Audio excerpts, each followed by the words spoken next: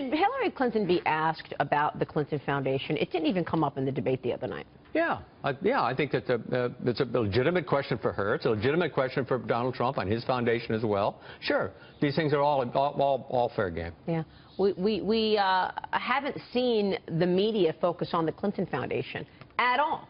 And I'm just wondering why it is that, the American people are not getting the answers as to why, there was this pay-to-play scenario. Oh, I think there's, I don't know when you say media, I mean, the Times has gone deep into this thing and caused an awful lot of angst amongst Democrats when they read these things, and I think produced some of the support that Bernie Sanders had as well. I mean, how do we know if she's not going to do the same thing as president? Well, I mean, the problem is you can't predict behavior of either one of them, I mean, in that regard. But I do think that in this particular case, there's been an awful lot of lessons learned. I mean, take the email as an example.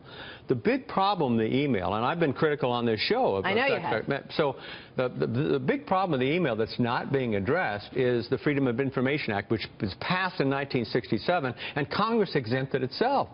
I mean, it was letters and Pony Express, and I mean, back in 1967. And that law needs to be changed because it's hampering whoever gets elected president. And I'm supporting Hillary, but whoever gets elected president. How should it be changed? Well, I don't know exactly. What I do know is that if you're sitting there in the executive branch, knowing that FOIA can capture every single email message you're sending out, it's not likely that you're going to email. And by the way, to test it, Congress should put himself in FOIA. See what it's like to have your emails FOIA'd. Really, why are we talking about rewriting laws when she obviously ignored, violated, broke them?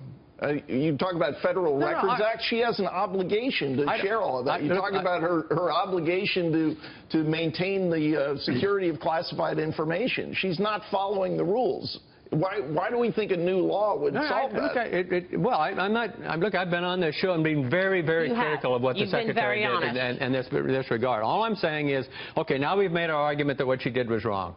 We made our argument that what she did was an end run around FOIA. But behind it is FOIA. And at some point, I'm not saying that should be necessarily your first line of attack, but behind it is a law that was passed in 1967, and Congress exempted itself. And if you really, I don't care, if you imagine yourself, this probably gives you the cold sweats. Imagine yourself working for the federal government in the executive branch. Oh, I'm sweating. Oh, I did. I'm sweating. I enjoyed that misery for a time. What year? Oh, my God. Yeah, well, this is one thing I didn't know until I worked there. The bureaucrats don't like the bureaucracy either. It's a terrible environment. But that's a whole other conversation. It is better than the alternative. Senator, good to see you. Thank you so much. Thanks. Great insights, as always, from Senator Bob Kerrey here.